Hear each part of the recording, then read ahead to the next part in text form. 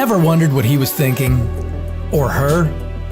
Or maybe you've always wanted to express your feelings without saying a word. What if you could read someone's mind and they could read yours? Would there be no secrets left? Would mind control become possible too? And how could you keep your privacy if everyone knew what was on your mind?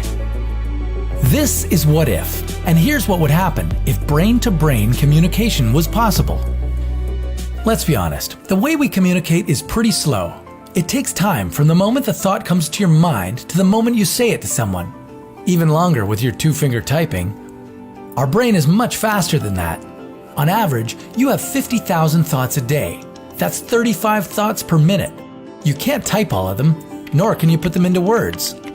Imagine how fast we could exchange information if we could just transmit our thoughts directly to another brain.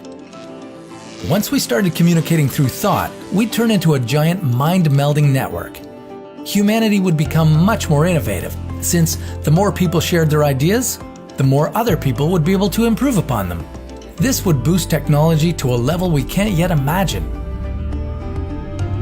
Sharing our knowledge through thoughts would also make us more coordinated.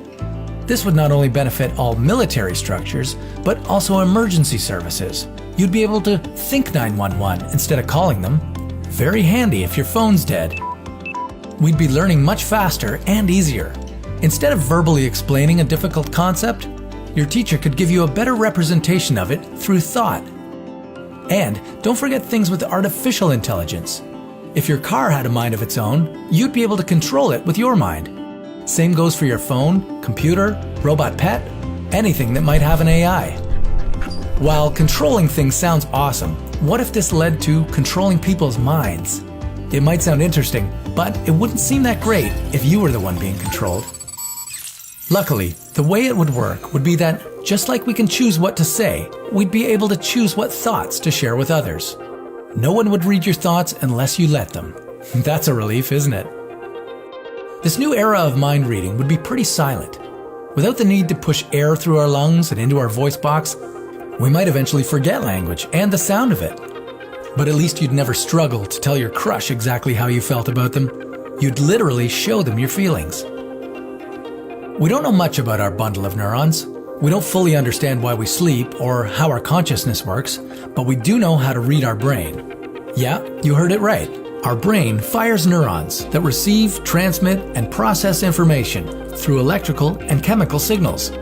And we can read those signals with the help of this method, electroencephalography, or EEG. What's more, we can now transmit information from one brain to another. We have a method for that, transcranial magnetic stimulation, or TMS. This stimulation sends electrical current to the receiver's brain, activating a small area of it, the same one that was active in the sender's brain. That might not exactly be the telepathy from science fiction, but that's what talking through thought would look like in real life. And we don't always talk, we use devices to communicate with each other. Eventually, we just switch to faster technologies, the ones that would let you send your thoughts the way you send your emails. Do you think you'll still be around to use EEGs and TMSs instead of your mobile phone? Think to us in the comments below, and stay tuned for our next What If scenario.